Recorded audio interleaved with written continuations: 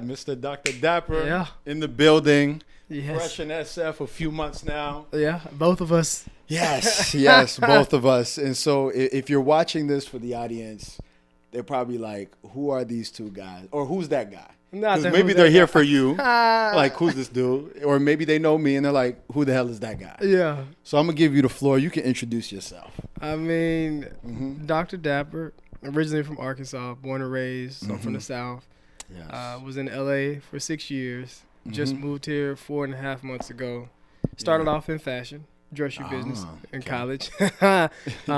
Got into events when I moved to LA because I wanted to see more upscale events.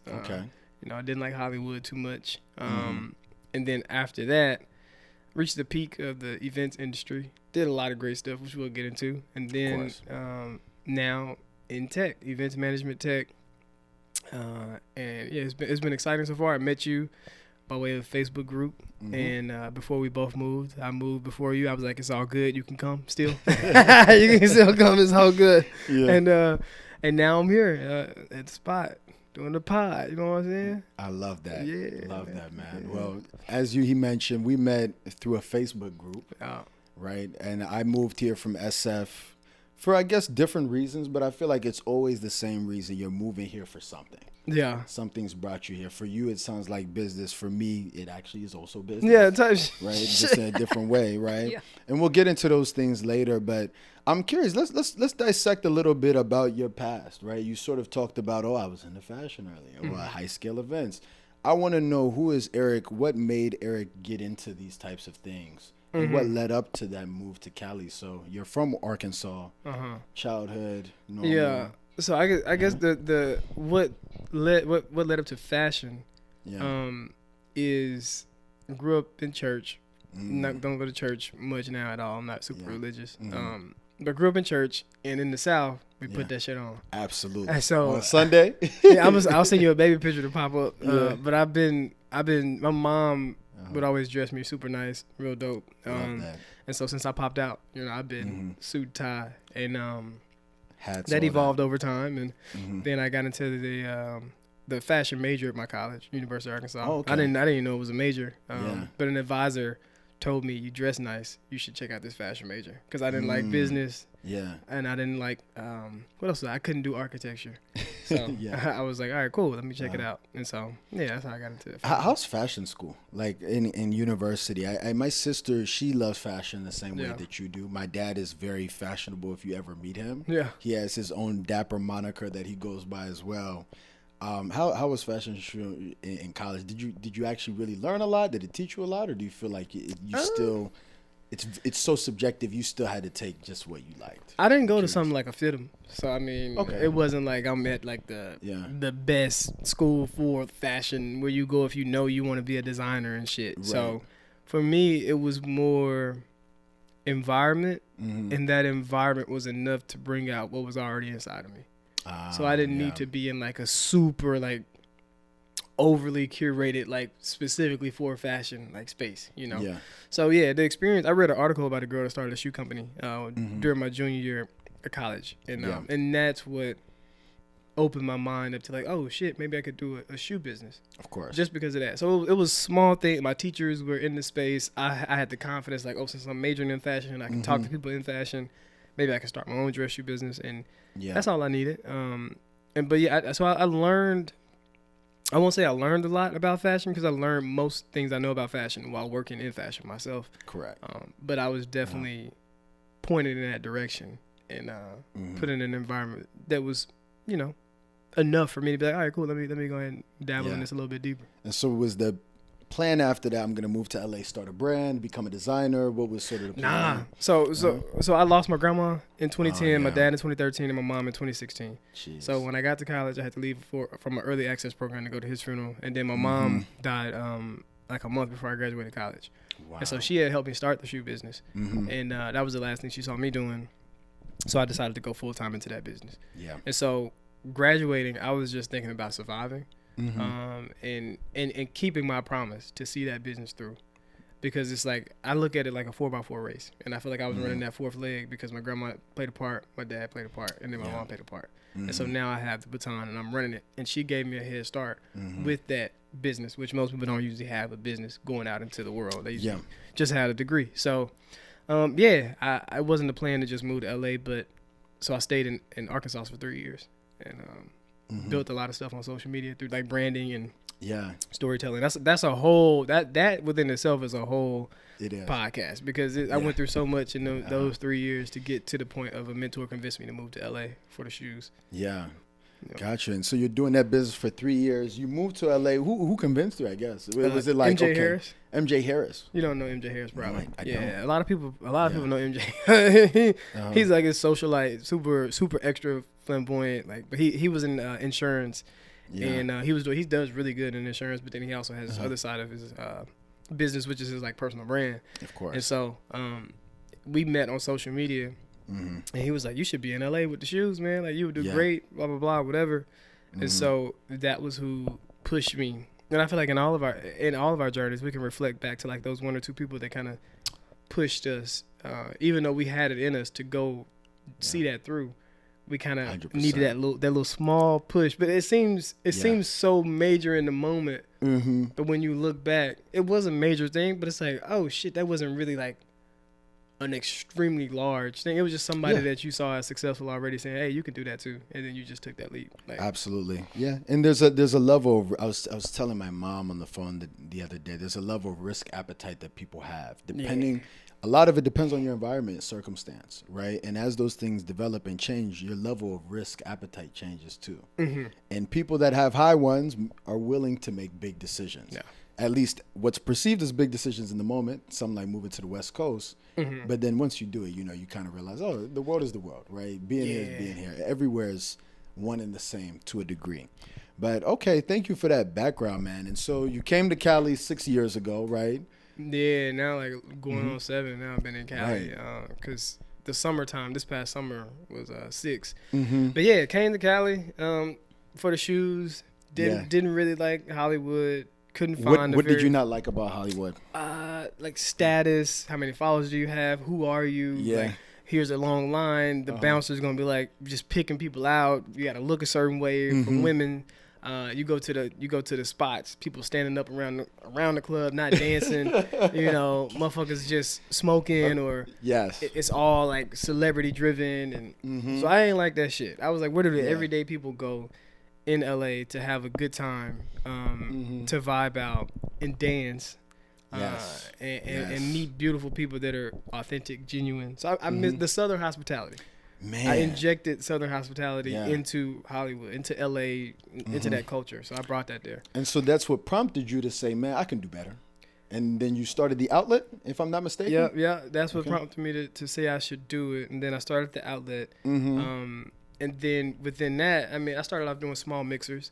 Yeah. And then the day before LA shut down in March 2020, I did the first event that I charged for. Oh, wow. And when I did that, I was like, oh, shit, y'all motherfuckers will pay for this? Yeah, man. I'm going to just do events then and forget about shoes because my shoes were like $500 a pop.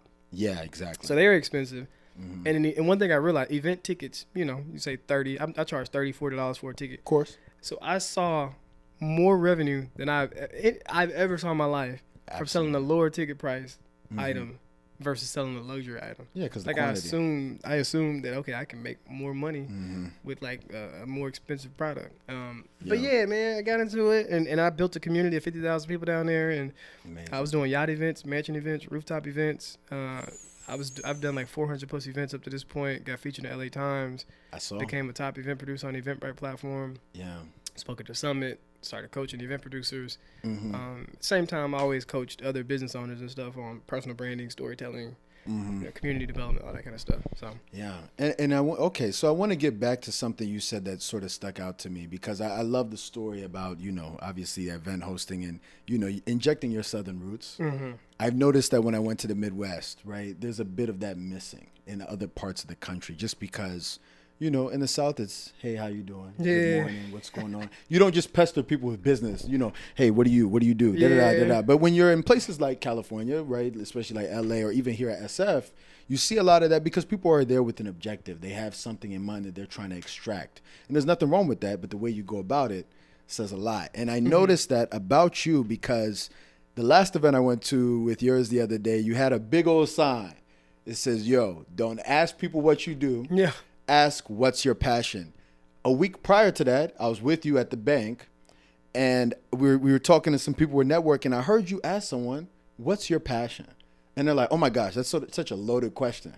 And I heard that, I was like, yeah, that is a loaded question. Like, what the hell? What is your passion on the first meet? Like, what are you passionate about? Such a deep. But when I thought about it a little bit more, I said, you know what? It's not that deep.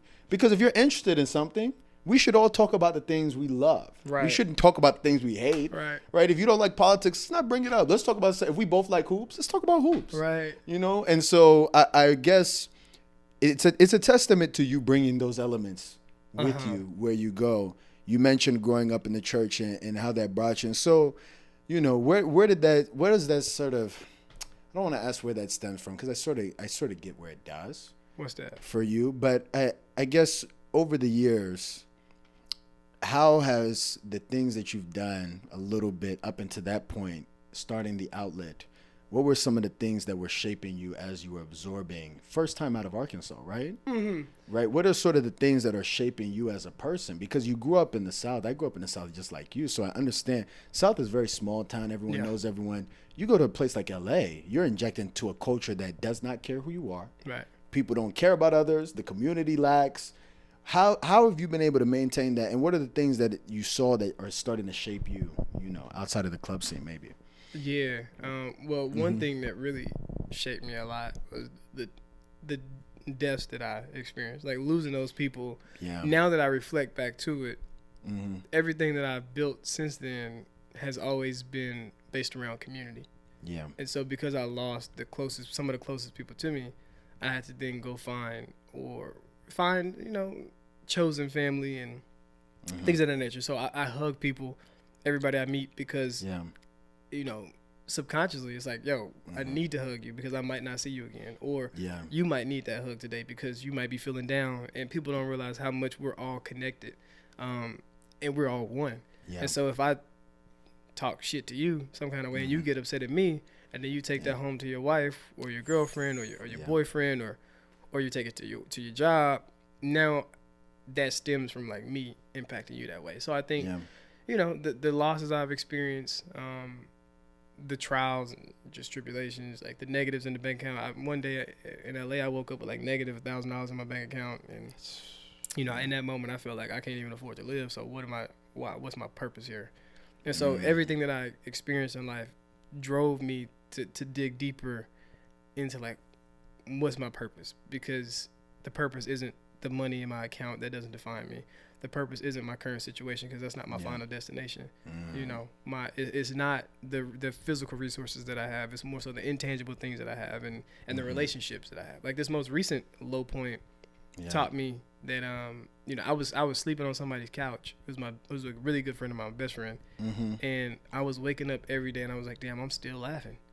Like, why am I still laughing, bro? I don't have a crib. And so in that moment, I saw how people end up being homeless and choosing that life because I have no rent and I'm laughing. And then on the flip side, I saw like, oh shit, it wasn't the Rolex and the AMG and the high rise and the hella stocks and the cash. It's the moments, the memories, the experiences, and the people, you know. And so the more we stretch ourselves in life, the more we learn about ourselves and like the true purpose of our life, and then what really drives us. And I think it is those moments like this and going deeper than just what do you do, or oh, like you work at Chase, cool, you work at Bank of America, cool, I like that. I hate my boss, like exactly. Like go deeper, and it's more memorable. Like people remember me a lot, bro, because of the questions I ask them. Literally, like I was at the SVB Experience Center, and there was a guy who works in fintech at SVB, and it was like it was all his team members were sitting around him. And then I had spoke to all of them, and I started talking to him, and I asked him what he's passionate about, what he's happy, what's making him happy these days, you know, what he's really into outside of work. He's like, yo, I'm a gardener. And everybody that works with him was like, I didn't even know. You got a garden? I mean, you grow vegetables? And I'm like, and so now I get to be really personal with him. Like, oh shit, we might as well come to you versus going to the farmer's market to buy your stuff. Like, I get to like riff off of these like real deep, genuine, like things that he cares about, and so it's a hack, really. It is. Like, but unintentionally coming from a good place. Yeah. Like, honestly, I don't want to. Like, you could have just said, "Man, how's business going?" He's like, "Oh yeah, it's going well. We did this revenue, and he's not gonna remember you. Because 80 people just asked him. 80 people just asked him that. But then you said, "What are you passionate about?" And all his coworkers didn't even know the dude. They don't know he does vegetables. So that's your upside. That's like, it's such a. So you had something about networking. And how to network better. Like that's it right there. Bro, that's how I moved through life. Like, right.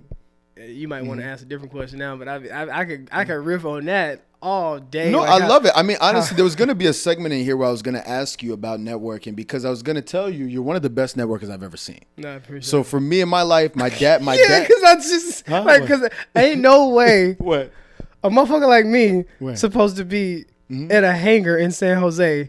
Producing an event with Lamborghinis and jets and shit. I've seen it. I'm like, bro, you're almost clowning. Watching your story sometimes like watching a Drewski story. A Drewski ski. I'm like, what is this nigga doing? You feel me? I'm like, oh yeah, that's the joint he told me to pull up. Yeah. It's like, yo, okay, I gotta wait. Okay, cool. No worries. But yeah, that was insane. Yeah, bro, it's all because of I won't even go into we can keep wherever you want to take it. Go ahead. Go ahead. But yeah. No, but I was going to ask you about networking. I mean, I do want to have some fun and ask you, there's so many major events you've done. What's your favorite, da-da-da. Before I get to that, I'm going to let you ponder on that because I want to continue on the timeline of Eric. Yeah, because right now I'm like, okay, Eric went to LA. Wow, I didn't know you went out there for shoes. Yeah. I thought you were always throwing events. No. So I was like, oh, Eric probably got to LA, he's chilling. He's I had never thrown events like that before. So I'm like, okay, he got out there, saw the same thing that I'm sure plenty of people saw, but didn't even really want to conquer, which is the lack of that community building, essentially. Yeah. You feel me? And so you turn that into paid events. You're doing that. I'm at your event. You threw out a wild figure. I'm like, what? How'd he leave that is what came to mind. But I'll tell you what you said. You're on stage at your panelist, and he's like, yeah, guys, one day I made $30,000 throwing an event. Yeah. And in my mind, as soon as you said that, I said, what the fuck is Eric doing at SF? I would have never, like, for real. As soon as you said that, I said, oh, this nigga tripping. I would have never left that. Yeah. I would have never, personally. But it left me. Of course, we're sitting at your event. Again, panelist discussion. We got the founder of Lime here. So I'm like, okay, he's here on a mission. Yeah. Tell me, what birthed... You told me something that really hit me. It was when I first met you. You said, Kevin, I've never worked for anybody. Never. I said, Eric, you never worked for everybody? Me, my whole life, I've worked for people. I worked for my parents at a point. I worked 30 jobs in college. I'm a serial work for somebody type guy. And this is after college. I had work study and stuff like that. Of course, but like, my adult life, which is the real work. Yeah. You've never worked for anybody. Never and had you're here alive and well. And I'm like, wow, that you're a walking entrepreneurial testimony, in my opinion. It's my 10 years this year. There you go. And so I'm like, okay, I saw how you couldn't work for anybody doing what you're doing prior. Now the stakes always get higher and higher. Oh, yeah. When you chase new things, especially as an entrepreneur. Because, like, if you start a lemonade stand, hypothetically, I can give you a projection. You can actually make some money. Yeah. So you're selling hot dogs on the street, dude, you'll make some money. You're selling clothes, you'll make some money. The day you say, guys, I want to just own a whole entire firm, I'm going to hire other people. Way different. Now you've raised the stakes. Yeah. You feel me? And that's actually kind of what you were doing with Outlet LA. And then you raise the stakes even further when you say you want to go into tech. This is the most volatile business by far, not even close. What gets you to Silicon Valley? Well, I want to definitely preface that me making $20,000-$30,000 a night on events. I mean, I forget the most I've ever made from an event. I mean, generating I probably like $50K like from an event. I can pull up like receipt. Somebody tried to come at me sideways at one of my events and tell me like, oh, you ain't gonna collaborate with nobody, like. We could fill the room more up in here. And this was like some of my first San Francisco events. I'm like, yo, do you know that, motherfucker, I was doing $20,000-$30,000 a night having 500 people on a rooftop. Like, I'm not here to like just pack a room. Like, if it'll grow to that for sure. But it's like, it would be nice to have 300 people in this room right now. Sure. But Right. I'm not just gonna partner with you because you said you can do that, and it might end up being like whoever the fuck at my event, and now it's not curated properly. But nonetheless, exactly. So there was a specific point in season in my life, and because I filed bankruptcy. I had a bad investment. I got scammed. I had to sue somebody. Yeah. I lost like $50K on one of my events. What else? I bought an app, never made money from it. Jeez. So it was like an investment, like forward into like the tech space. I learned a lot. I ain't loud enough. I know you're hello. And so for like a good 2.5 years, I was doing really, really good. But in the beginning of that, there were moments when I was like, dang, I shouldn't even be doing events. Like I didn't meet the food and beverage minimum very early on. It was just $500 that I had to pay, and I had a credit card I had to swipe. And I'm like, that's all I got. I was stressed. Then during that same season, I had a moment where one of my close friends was like, yo, you need to go Uber. And I was like, nah, I'm not doing that. And then she was like, but I believed her and she had good intent for me. And so I want to say this because this might help somebody. I was like, all right, cool, I'm gonna do it. So I took a picture of my driver's license and I went to the website, uploaded my ID to the website, the Uber website to become a driver. And then I went down to my car, opened my glove compartment, and I hit a fork in the road moment where it's up to me to choose my destiny. My insurance was outdated. And so in that moment, you can either choose, let me go get my insurance updated so I can pursue this Uber shit, or you can say, oh, this is my sign that I'm not supposed to be doing that. I need to keep on my journey no matter even though I have nothing tangibly to show that it's worth continuing.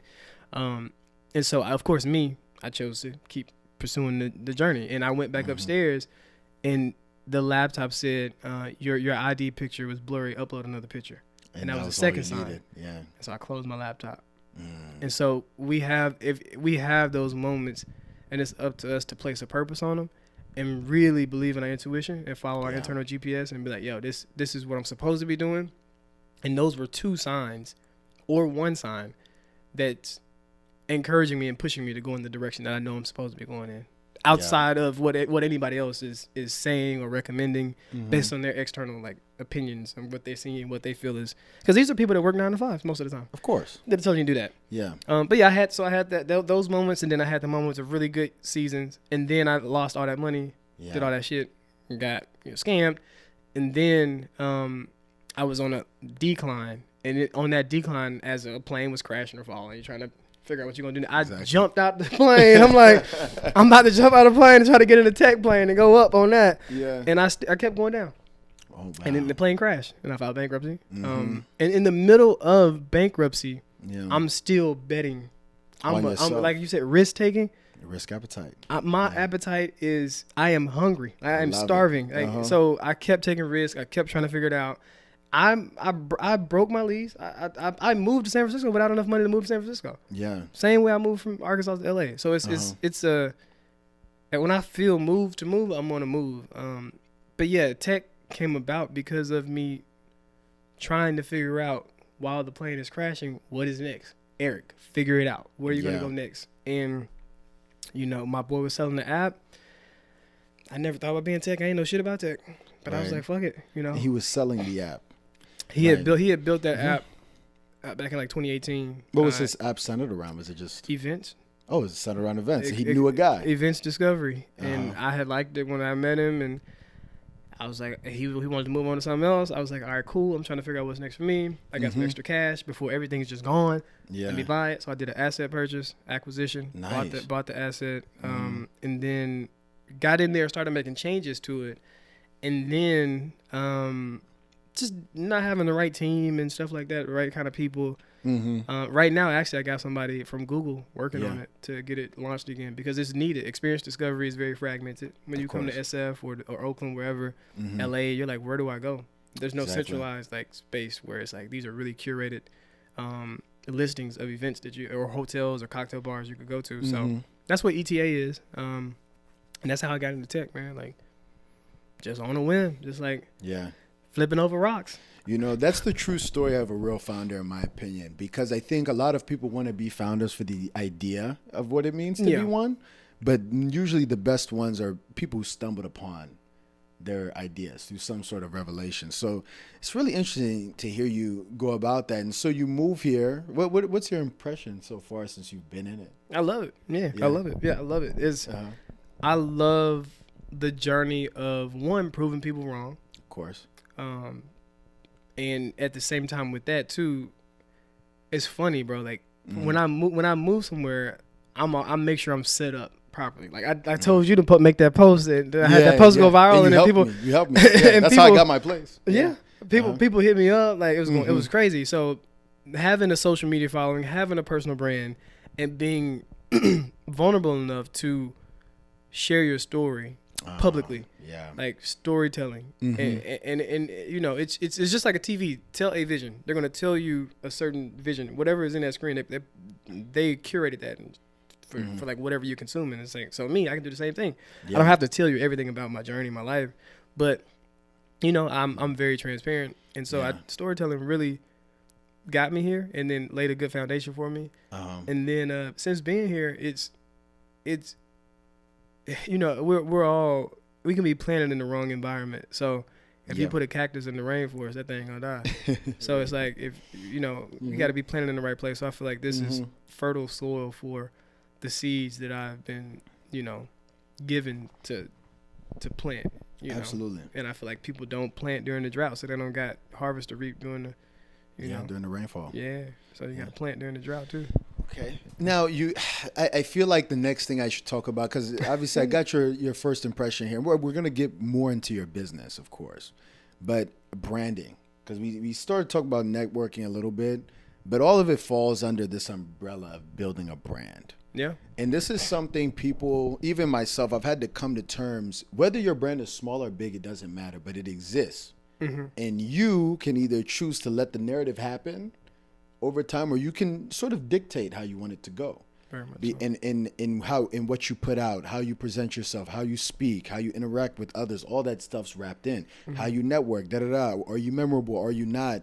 You're someone who's built a pretty big brand. Yeah, any brand I've built is big. Yeah, you've built a pretty big brand from even the time I've met you. And it's funny because I'm noticing about your brand, it's based off vulnerability.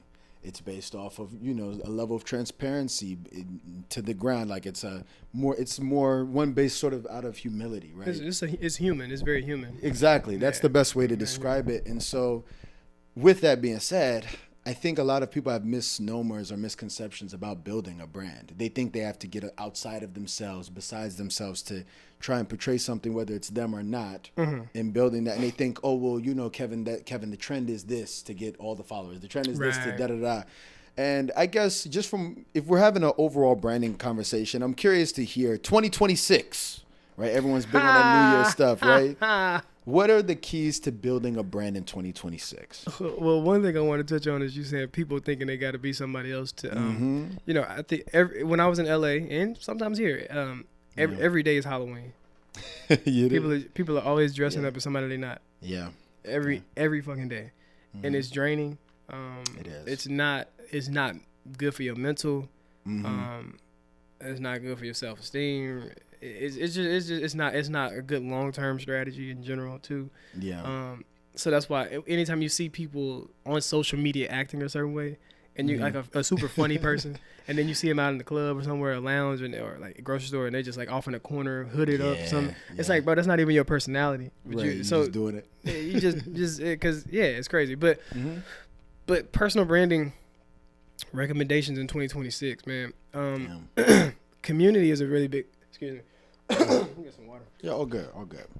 Community is a really big thing. And I think say community is a really big thing again, because you did it in between sips. Oh yeah, my bad. Community is a really big thing, and I feel like it's reaching Silicon Valley, and they're starting to realize how important it is. Yeah. But even on a personal level, I had a call with a girl. People find me all the time on social media and ask me like, "Hey, how did you get through losing your parents?" Yeah. And so, the chick that I had a conversation with, I was like, "Your story is the blueprint to somebody else's success." And so, and I want people to really take that your story is the blueprint to somebody else's success. And so anytime we're lost and we're confused, what do we usually do? We read a book, look for a quote, look at a podcast, listen to somebody's story. Say, how did he get through it? You know, how did he feel? Yeah. You know, he's still on the other side. So I'm motivated. I'm inspired by that. And so it's important for people to understand that their story is just as impactful and powerful as that person they're looking at. Yeah. And so it's important for them to start sharing pieces of their journey because they start to build a community around that because now you become a KPI, a key person of influence. Oh, see, I'm thinking key performance indicator. Nope. Key person of influence. It's even better. You become a key person of influence. And now people start to look to you for advice. They look to you for motivation, inspiration. And so I think personal branding out the gate is super important because if you're going to build a business brand, you need to build a personal brand as well. Yeah. Simultaneously at the same time. Because if that business ever tanks, you have your personal brand to fall back on. 100%. And so I think people now like Gen Z, whoever you want to talk about, the younger generation, they're more conscious, more aware. They're like, okay, well, who's behind the business? What do they think? You see the power that Elon has with his personal brand, whether it's positive or negative. Like that personal brand carries so much weight and it can shift markets and it can shift like so much in an industry just based off of like, okay, Elon said it or you're right. Elon's going here, so we need to go here. Like you can really move shit. And so I think it's personal branding is so important. Storytelling is very important within that. Community development is very important. But I think storytelling is the biggest part of branding for me in general. Like that's I love that you said that because it ties into Silicon Valley so greatly. When people talk about businesses, they talk about who's running that business. A lot of venture capitalist firms, they love Stanford grads, Berkeley grads for a reason. But then the storytelling piece, right? What is the story that this business is telling? And that's all before I even get to what does the business do? Yeah. And so when you say Elon has the power to shift markets, individuals, all of us, we have that. And that's probably some of the best business advice that I ever received in banking was that people make deals with people they want to do business with. Very much so. Yeah, man. Sure, you might have the best capacity, but like, let's be honest, everyone can offer the same things. Yeah. It's the fact that it's you. That has to be the defining factor. And so I love that. And honestly, that's a great piece of advice for everyone, really paying attention to your brand and knowing that that's whatever you're doing might get you in the door. Your brand is what will keep you there. Your brand is what will maintain you. It's something you can lean on when things don't go your way. Very much so. So I love that. You sort of gave a masterclass there. And like I said, it ties into our Silicon Valley conversation. And so I'm curious, as someone who is in the tech space, you know, I asked you like your first thoughts being here. Okay, you talked about you acquired the business, yada, yada. What is the day-to-day grind of a startup founder in Silicon Valley? I talk to people every day. Every day, all day. LinkedIn is my playground. I'm on there like literally. I send messages, bro, like to people. Like outreach is crazy. So I'm always sending messages to people. I'm always pitching an event concept. I'm always connecting with a new venue. And of course, this looks different for everybody because some people may be technical founders and they may be working on code all day. But for me, I understand my unique ability. So I think it's important for everybody to understand superpowers. Their superpower. And for me, it's making people feel seen, making people feel comfortable, being likable, having charisma. You know, that's just being stylish, like trustworthy. It's just like a certain energy that I ooze, and like hosting events and whatever, and gathering people. That's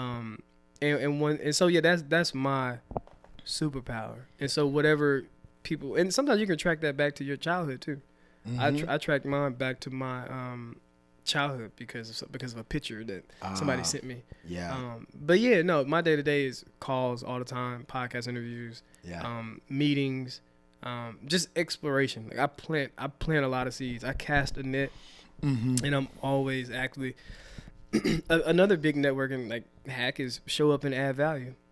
Every day show up. Like I can't get off of a call before I figure out what's one thing I can do for you or one person I can connect you to. Because now that like you feel indebted to me. Like Eric connected me with this woman and she's amazing. Like, yo, I have to so into Eric somehow. Yeah. And so I'm also in spaces that before I'm even supposed to be in the spaces. Mm-hmm. Like I'm having the conversation with the VCs before I'm supposed to have the conversation with the VCs. Yeah. When it like allegedly, and I'm going into certain places like the Battery before I can even afford to get a membership to go to the Battery. Yeah. Because I can go in there and I can build a relationship with somebody and see them as a human, and it's not like, oh, what do you do? What can you bring to the table? It's like, yo, how can I support you?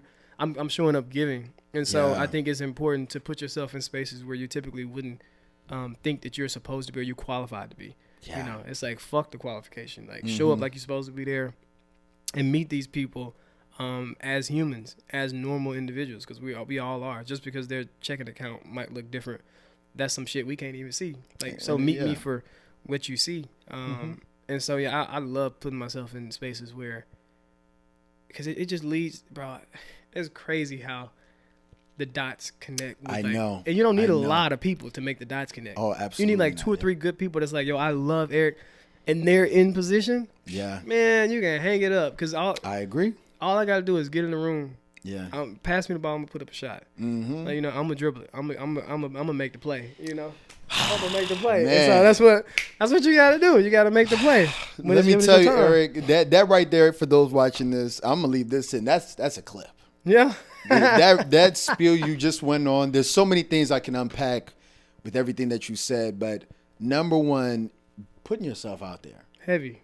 All the time. I asked you about that from the perspective of an entrepreneur, but I'm like, even if you weren't, that's mandatory, especially while you still have that quote unquote potential. Right. I feel like when you get older, when you're in your 40s, 50s, people just don't look at you the same. Right. But while you're still relatively young, before the gray hair set in, when you put yourself out there, people love seeing someone that reminds them of themselves. Yeah. And when you connect with someone on a personal level, what are you passionate about?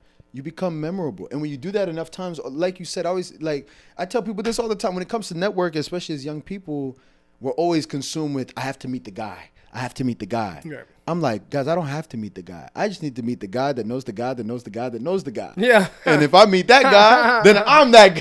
Time shit. You feel me? So that's the whole point of this. And then it's enjoyable. Yeah. You know, it's enjoyable. Like, I've never walked away from a networking session and said, I wish I didn't meet those people. Even if they weren't my cup of tea, I learned something. Right, and maybe I learned what I don't like. You know what I mean? And so I put myself in better positions, but there's always something to gain. But I'll get back to the entrepreneur piece, man. Absolutely. I think that's probably the biggest misconception about starting a business. Both my parents are entrepreneurs.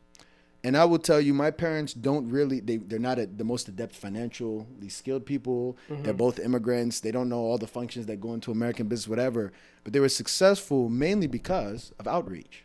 Yeah. And the more I talk to entrepreneurs, especially in the tech space, it's funny how much everyone thinks, oh, a technical founder needs to be so, or a technology founder needs to be so technically adept. Yeah. They got to be able to talk about their Python script from code and, be able to get in the weeds with da-da-da. But actually, if you ever listen to any of these big podcasts that interview the people who've gone through Y Combinator or who have been invested by Anderson Horowitz, the founders will tell you, I spent a lot of time talking to people. Yeah. B2B SaaS business, you got to go talk to these companies that need to buy your product. Yeah. Consumer business, you need to be going and getting feedback and talking about your product. And as a founder, that's the piece that's the most important. Because if you can't talk your business, live your business, be your business, who gives a damn what your business does?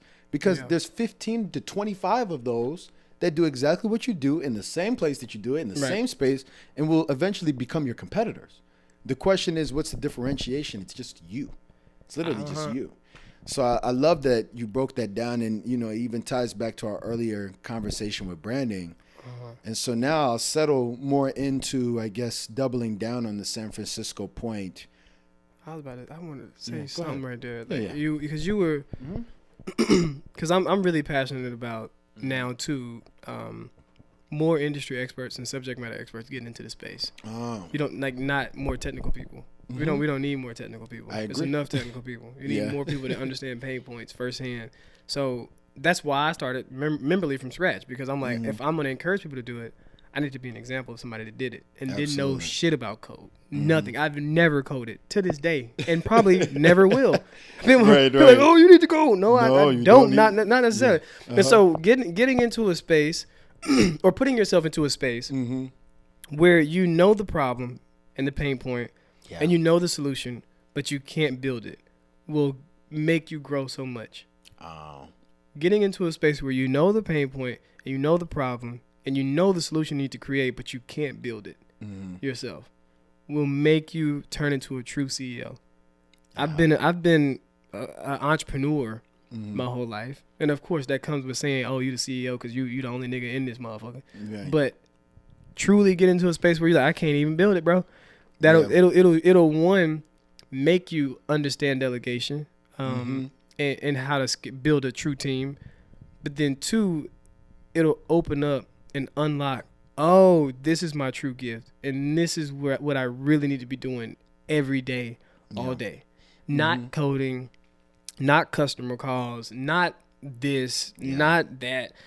I need not financials. I need to do this because this is what I do best. And so it was that moment was like, oh shit.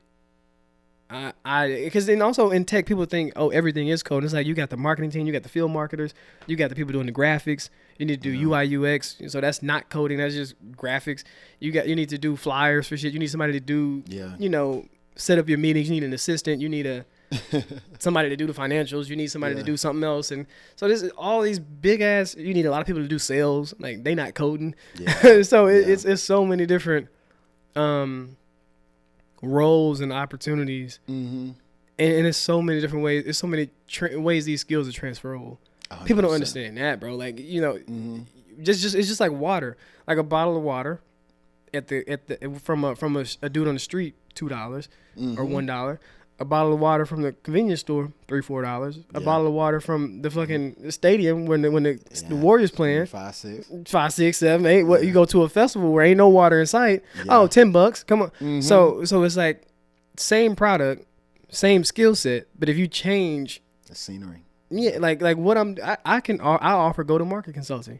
Yeah, exactly. But that's also I do events, or I know how to build a community. But it's just like, how do you package that and present it to that demographic? Yeah. So going where your skill set and your offerings is valued more.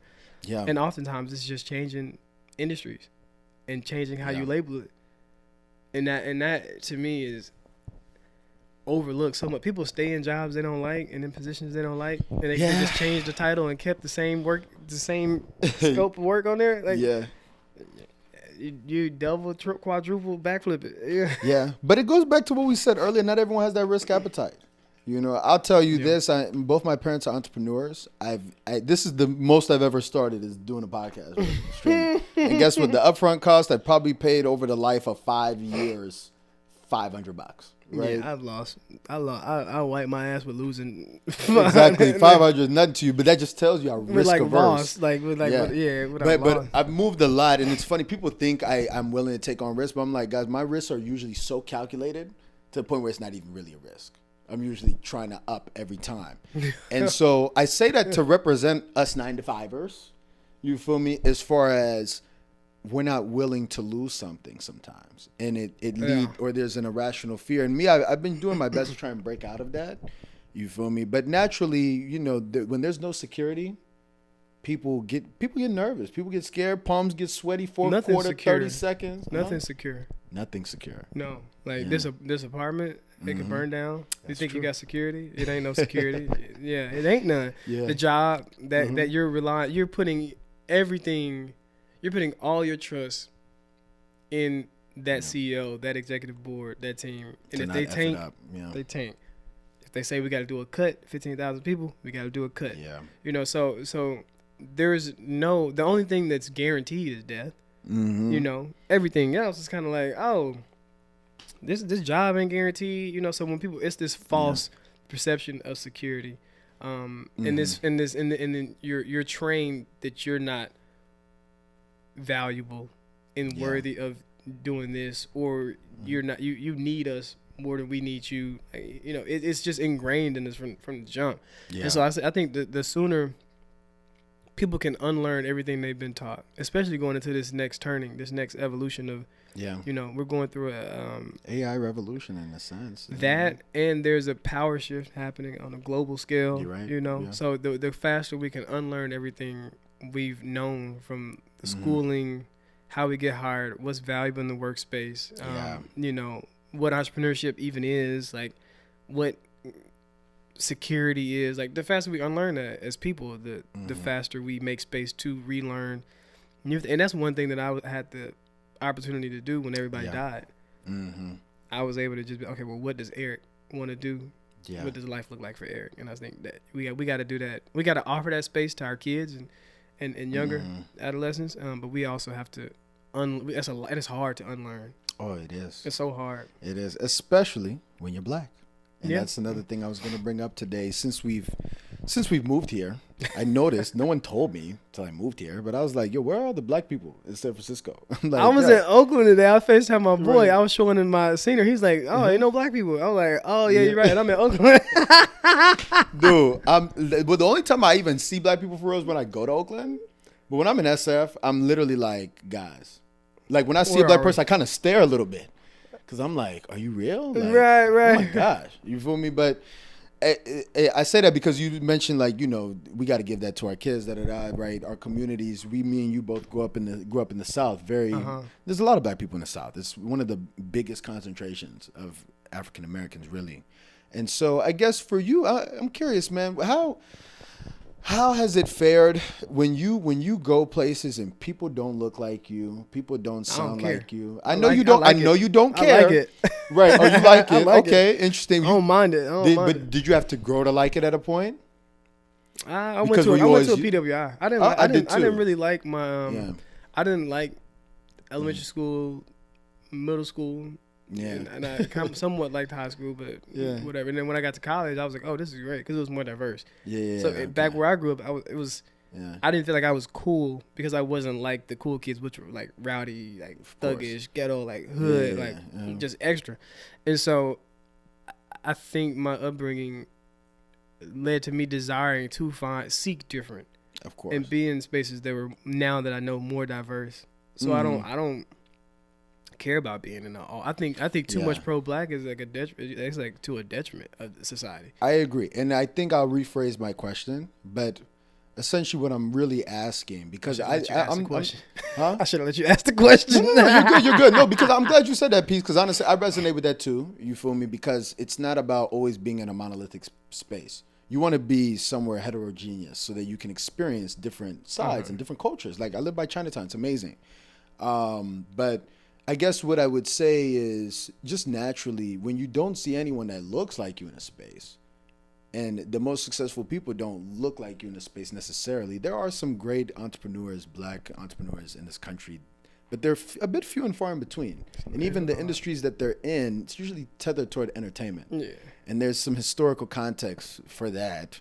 But I guess for you, that individualism, when you're very different in a space, right, how does that change does that alter your perception in any way? Is that something you're cognizant of ever think about? Because I'll tell you, as a black dude that works in corporate America in SF, I came from Charlotte, lots of black professionals there. It's the South. Now I'm here. It's almost like it's so rare for me to see one. Yeah.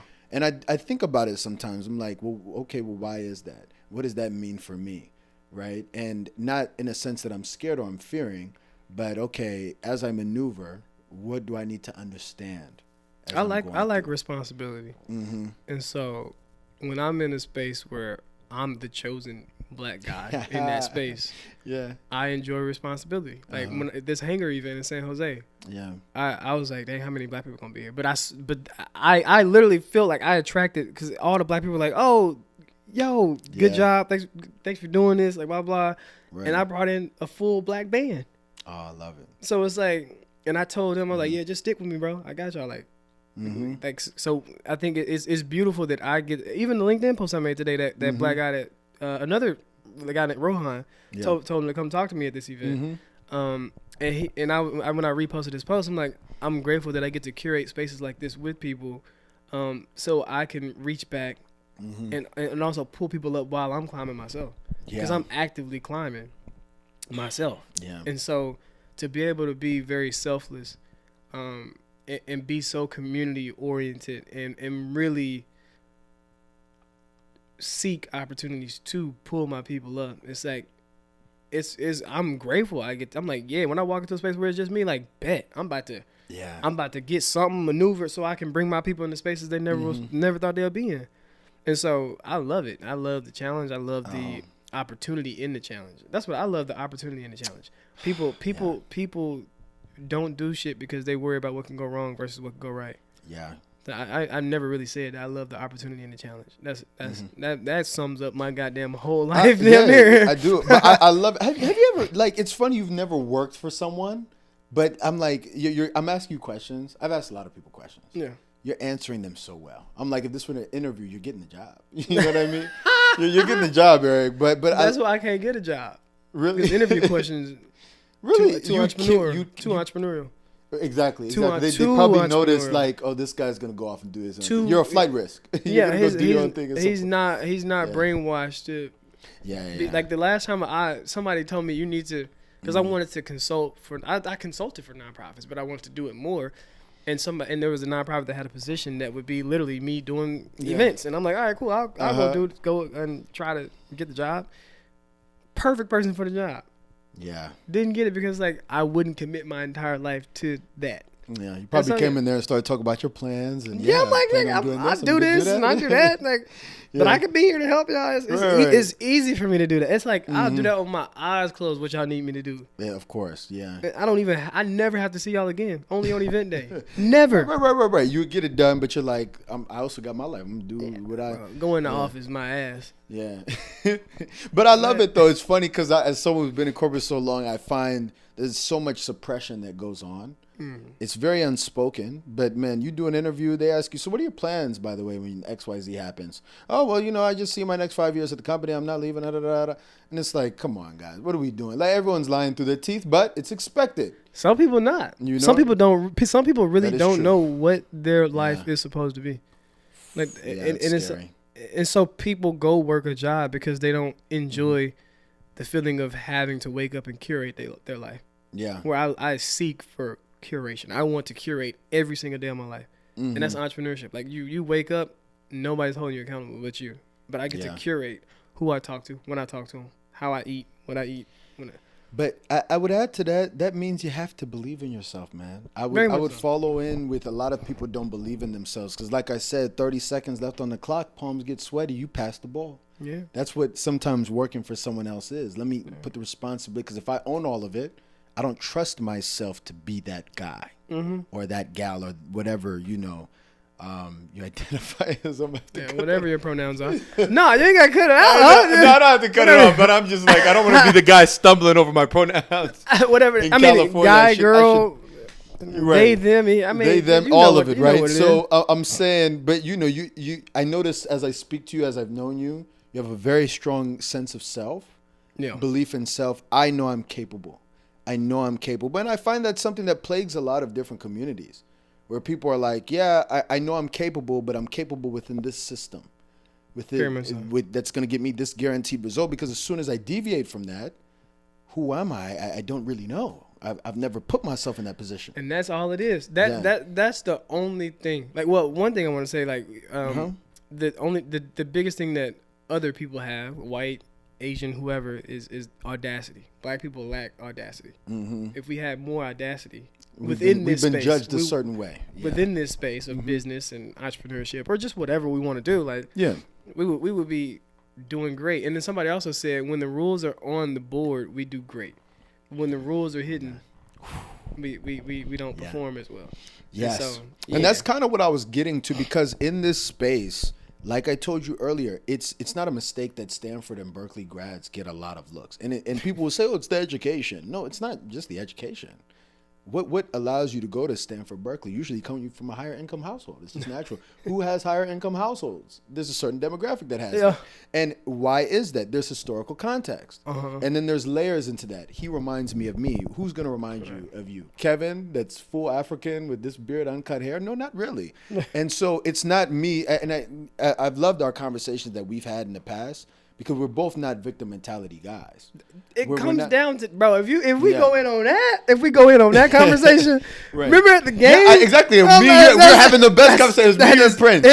But it was a real conversation. And I'm in between both of you guys. Yeah. And it's funny, I'm sitting in between both of you guys, and I'm in between y'all's perspectives. Yeah. Because I kind of flip in and out. Because I have immigrant parents. They came here with nothing. They made it happen. Right. You can make it happen. But then also, as you know, our guy Prince alluded to, there are certain historical contexts. There's context to everything. Yeah. So you're not, like you said, when the rules are on the board, who can play well? When the rules are hidden, who can play well? Now, here's the thing. When the rules are hidden to certain people, who knows how to maneuver then, right? When you don't know, but they know, and they're playing, and you're playing. Observe. There you go. So observe. Yeah, so there's always a way, and I agree with you, right? But so there's always a way. There's always a way, but I'm always gonna give the asterisk to.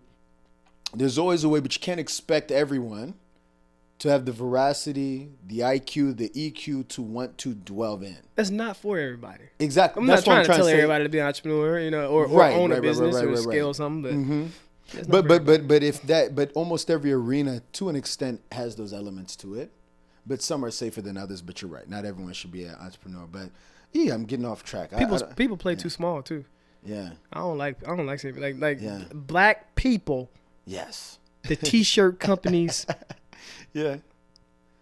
There you go. Anything like T-shirts, or I only want to talk about. We got enough T-shirt companies. We got enough like hair and makeup. We got enough like restaurants, guys. We have enough soul food joints. We got enough of that. Yeah, we got. There's a lot of things that we can name, but the first thing that always comes to mind is like T-shirts, sweats, or hoodies. Yeah, shit like that. Like, there's some dope clothing brands. Some great ones. But yeah. I want us to think the ones that are meant to. If you feel moved to think bigger, don't come down and settle for like what's common or for us. Like, I know what you mean. Yeah, you ain't got to just do no little. We will have to have a part 2 someday, because I would love to. We can get so deep into so many cultural aspects. Yeah.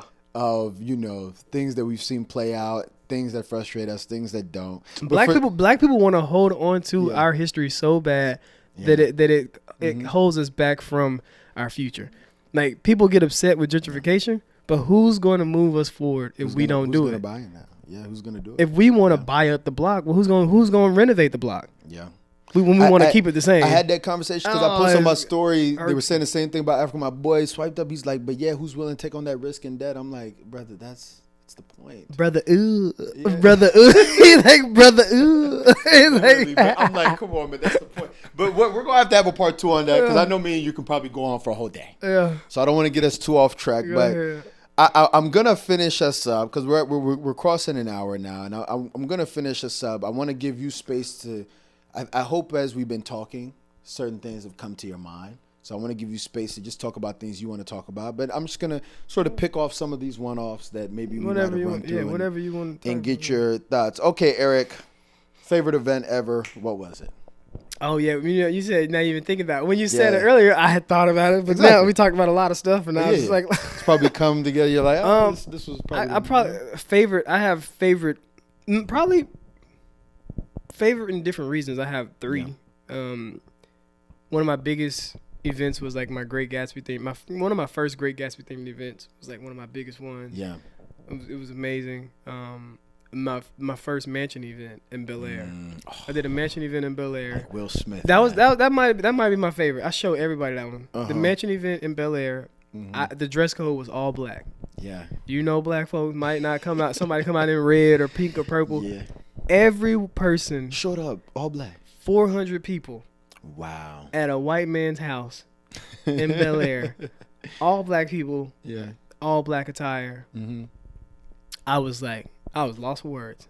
Wow. And then every hour up until it was like the event was this close to getting shut down. Yeah. The neighbors were complaining. Why are there so many people? Yeah. Why are there so many cars? Why is the music so loud? Mm-hmm. And I was like, no, we're good. Let's just keep going.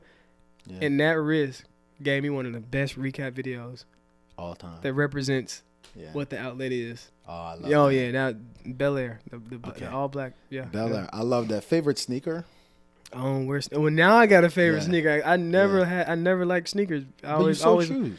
Dress shoes. Oh. I never liked sneakers. You're but a now, true Dapper Dan. Okay, let me hear. Yeah, but now these New Balances that I wore, I got. You don't even see them because they over there. I got when I saw those silhouette. I was like, I got to get like 4 or 5 of them. So I got 4 or 5 of them. Okay, I love that. So okay, when you sold dress shoes, what was the joint? You got to put me on. My favorite? Yeah. Like from my collection or just in general? Yeah. When I first started wearing dress shoes, either I like a penny loafer, like Wee June type situation, or back in the day, I liked monk straps a lot. Yeah. I like monk straps a lot. But now I think a penny loafer or Wee June is like my go-to for sure. Okay. Let's hear your elevator pitch. I think it's a big thing. I'm gonna prep you for it, so give you some time to recollect. But when I first we were at the bank, right? And you take me to the event and you introduce us to some guy. Sayun's with us. I ended up spending like some of the week with him. Me and him were talking business, whatever. And you introduce us, and I just see him go straight elevator pitch. Yeah, he pulls out his app, and I'm like, oh my god. But I've noticed that SF is a real thing. If you have a business here, you're an entrepreneur. People are immediately, you say don't ask people what you do, ask your passion. But people here, they're asking what you do. Yeah, and they're ready so you should be able to do that. Yeah, and they're ready to talk about it in the spot. I'm curious. If someone said, okay, tell me, Eric, you're here in SF. What are you doing? Yeah, so I moved here from my startup, Memberly. Oh, nice. And then you go into the spiel. Yeah, and I'll say, they'll say, well, what is Memberly? Explain it. I'm like, oh, it's a B2B2C hybrid SaaS events management tech platform. And so instead of selling one-off tickets, we encourage event producers to sell subscriptions to their attendees and offer them perks for a more sustainable stream of revenue. Yeah, it's more predictable, more projectable, more community-driven approach versus transactional. Love it. Yeah. Love it. Okay. We'll definitely cut that up so people can get that spiel. So I can tell people. But you know what allows me to that's changed so much over time because the more you talk about something, the more you refine it, the more you realize, 100%. Oh, this could work better or this is how you do this.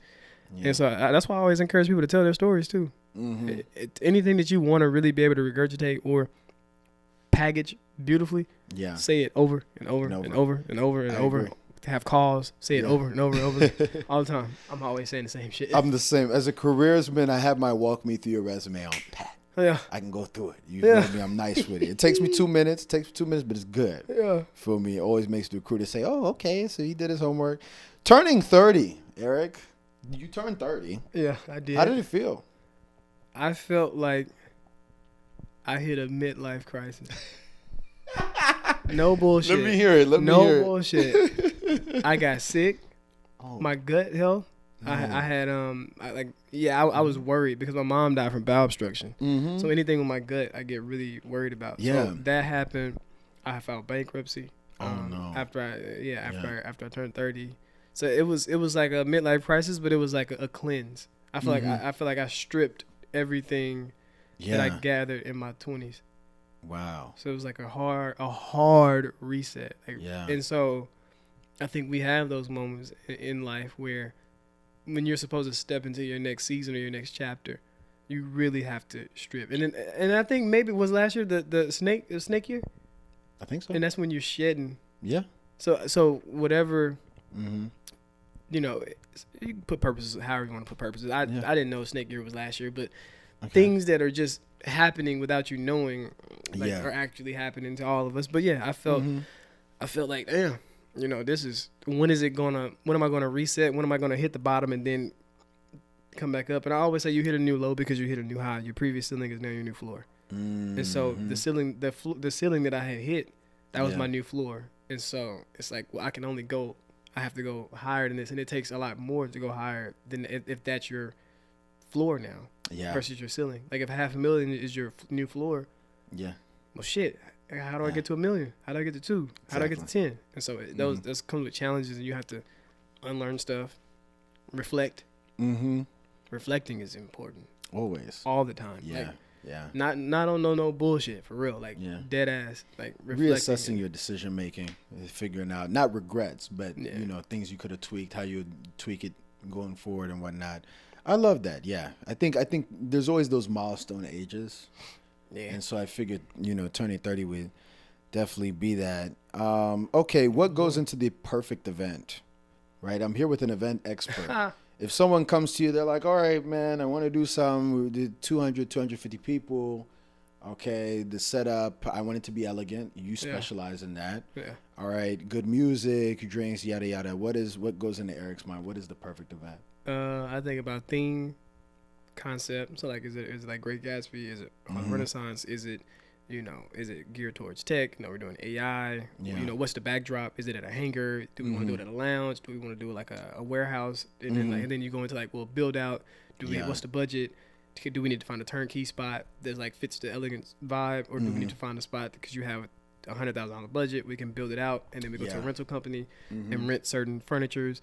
But I think all of it starts with the theme of the event and the concept in general. So the theme and the concept of the event, and then beyond that, you kind of just layer on different things. So and then even for this event at the hangar, I was like, yo, do y'all have incense? They're like, oh, we didn't even think about that. Like, can you bring some incense?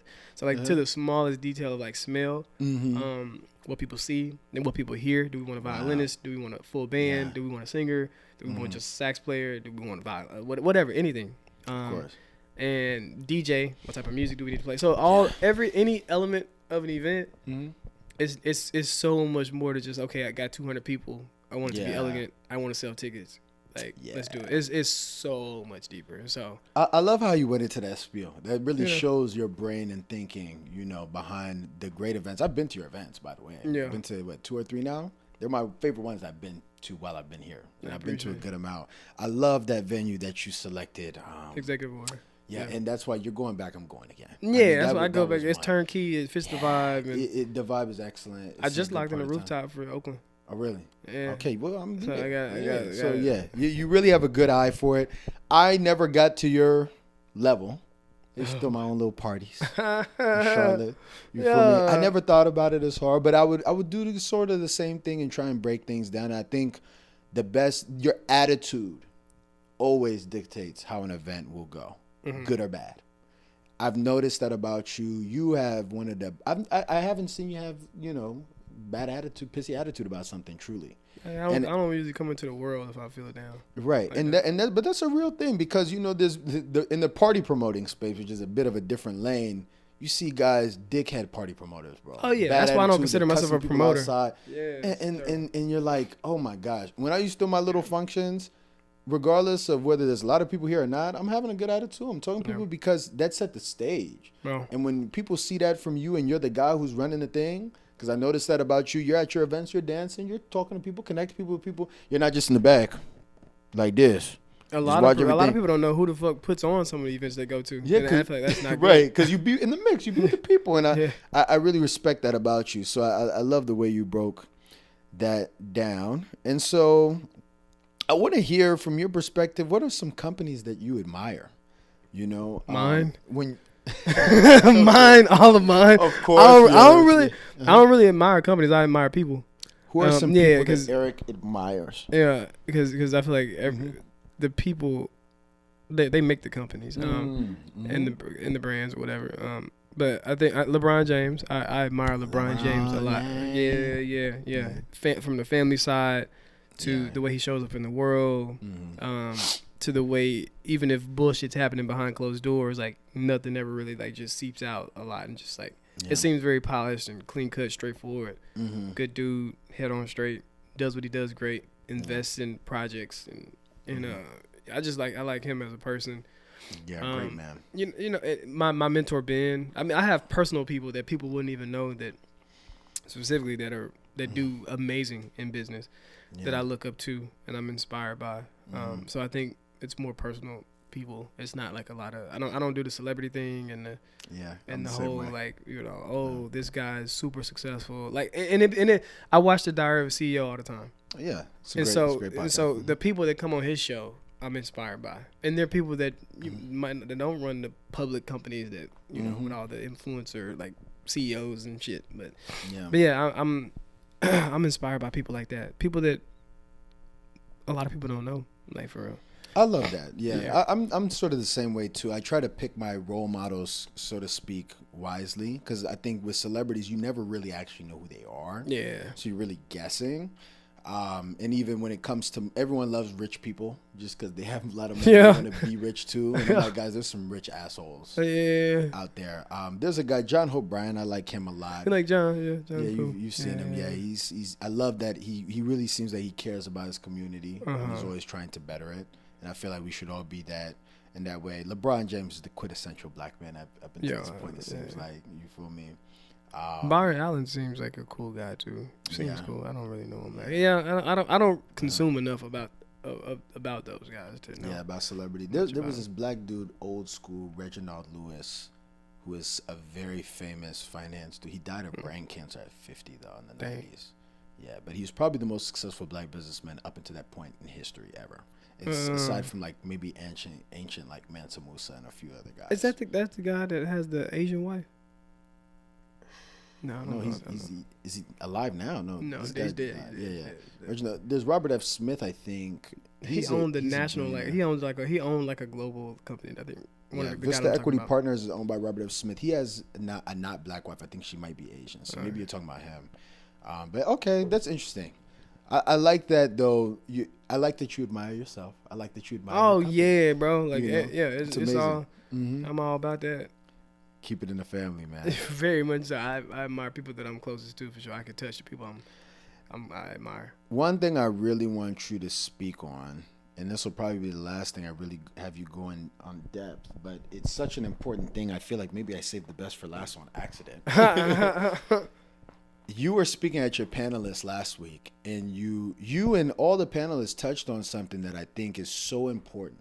Because I was at your event, I'll be honest, I'm not a tech guy. Like, I cover the industry and, work in finance, but I'm not actively working in it, so to speak. Well, I guess you could say maybe to a degree. But, I'm there. Everyone there is some form of event curator, right? You had an executive from Eventbrite there, even Lime. It's funny. A company like Lime has actually brought people together, right? Community, the ability to transport so quickly on the run, democratizing that. Yourself, and you had two other ladies up there as well, and you're speaking. I'm like, okay, what am I going to gather from this? And you guys all doubled down on the position that there is a loneliness epidemic for sure in this country, but not just in this country, in the world. And that really took me aback because I've never been able to put the words on it. I've always been saying, man, these new generations, something's off. We're not associated. But when you said loneliness, that's when it hit me, because I was like, man. That's the feeling that I think a lot of people, including myself, have had in this era where you're constantly seeing people, but you're not constantly with people. You're constantly with people, maybe you're with people, but you're not constantly truly interacting in a way that's meaningful, that fills those voids and those gaps that we have. And people don't know human beings in every single iteration of every single culture, every single part of history. We are social beings. Yeah, that's just in our nature. If you believe in evolution, you see the animals that we came from, they're social. They're always with each other. They're always in congregation, and there's an absence of that. So hearing you all speak to your businesses as being solutions to this problem that's plaguing everyone, I thought was so deep. And so I'd love to hear you expound a bit more on that loneliness epidemic, your take on where it's headed, and where will be maybe a good... maybe a best case scenario or a worst case scenario in that. So I know that's a super loaded question, but I'll give you the floor there. I stumbled upon the phrase human connection crisis and loneliness epidemic. I stumbled upon it, and then I became really passionate about it because it gave my businesses more of a purpose. Like, I'm not just building events tech. It's like, okay, well, what's deeper about events tech? What does it do? It brings people together. Okay, cool. Well, what are the barriers to bring people together? Oh, well, maybe the friction is like it's too expensive, or the economy is shitty, or we're in our phones and like people are sharing reels that are saying when your friends cancel the plans, and then you like celebrate like, oh yeah. It's like, so we're being fed this whole thought of like, oh well, I should stay at my house, I shouldn't go out. Then the pandemic hit, that separated us more. And so I'm hopeful, and I believe that the next generation is seeking more IRL experiences. Yeah. Because you got third spaces. That's a whole thing. Work, home, what's in between. Exactly. So a lot of people are building third spaces. A lot of people are building in events management tech to make it easier to connect with your people. So we're really early in it. You know, nobody's really talking about the human connection crisis. Yeah. Because there's so much going on. So it's kind of like it's nobody's really thinking about it and talking about it. So I would add to you in saying that if you think about the best businesses, the best consumer businesses really of the 21st century, they're all based off of a human connection aspect. Facebook, Instagram, Apple with their smartphones, MacBooks, and FaceTime and the instantaneous features that they have in there, they're all centered around people. Now, what's ironic is that they're centered mostly around the long distance connection of people. Yeah. If I were to segment a little bit further in our conversation, you guys are back to bringing people closer. Very much so. In proximity. And in an era where that feels like it's dying, right? What are the stakes here? Because technology went that way. Like it went, as technology was advancing, it wasn't advancing in the space of how do we get people together in real life. It was advancing like, oh, I can talk to my friend, like you said, on the other side of the world. Yeah. I can stay in contact with my friends when I'm not around them. Like I can feel like I'm connected to them in a way. Exactly. So we're the most connected we've been, but we're the actually least connected we've been as well. And so now the pendulum is kind of coming back the other way. It's like, okay, we've gotten connected when we're not together. Like how do we get connected on the flip side? And so I think there's a big opportunity for anybody that can leverage technology to combat the human connection crisis and reimagine how we gather, how we convene, and remove friction from that, encouraging, like, I've come up with ideas, bro. Like I got like 4 ideas, 4 concepts that's coming after Memberly. And so, it's literally just leveraging the new technology in a more human-centric way, like, and that's what I'm really passionate about it. There are other people passionate about it, and I'm happy to be like a thought leader and a person that's really driving that home, for us. So yeah, that's amazing. I mean, it's funny now that we say this. I notice every time I've been out with you in public, I almost never see you pull out your phone. I pull it out. Huh? I pull my phone out. Yeah. I almost never see it. But because when I'm engaged, I'm engaged. Yeah. It's not about where you're at, it's about who you with. So being around good people, always, like, I thrive on those moments. Like the moments where I can really just be in a space where I can put my phone down and not even think about it, just be right there with the people. Yeah. Especially when I'm hosting, of course, like I'm all in, know. So yeah, I love those moments, and I think as people, we're starting to realize how much we need it because it's a mental health crisis. Like it's like smoking a certain amount of packs of cigarettes a day. Yeah. Like when you're not hugging people or connecting with people, and so we don't realize how, from a mental health standpoint and just health in general, how much we need to hug and connect. And if everybody should reflect on how they feel when they see their friend. And it's been like 2 weeks. Like the level of, like a dog that walks up to you, like you've been away from them, and then you come back from work, like that wiggle, that like wagging. That's the same, we got the same thing. We do. We got the same thing. Geeks, and we neglect that part of us, and we become depressed and all this other kind of shit. So it just spirals into this depression and anxiety and all that. Because people would always say they never had those diagnosis back in the day. Like those things never really existed. And so, but once you accept it and receive it and put a label on it, now you can choose to fit that description. And so you ultimately end up creating something that wasn't really there. It's just like, just go hug your friend, nigga. Like, and go outside, get some sun on you, touch the grass. Yeah. Okay, well, we're reaching a conclusion, but I want to give you the floor. Like a pastor. I know. I'm about to close. Close them doors. Yeah. Close the doors. Ushers. You feel me? But I want to give you the floor, Eric. What's on Eric's mind? Because it's funny, when I was writing this, when we were planning this, I sent you the notes. Yeah. I usually never go in and type in someone's notes first. For real? Yeah, because I don't want to skew what you actually want to talk about. I notice when people are talking about what they want to talk about, that's when their best sound bites come out. But when Kevin says what Kevin wants to talk about or guesses, it's usually So I want to just know what, in general, what is on Eric's mind, man.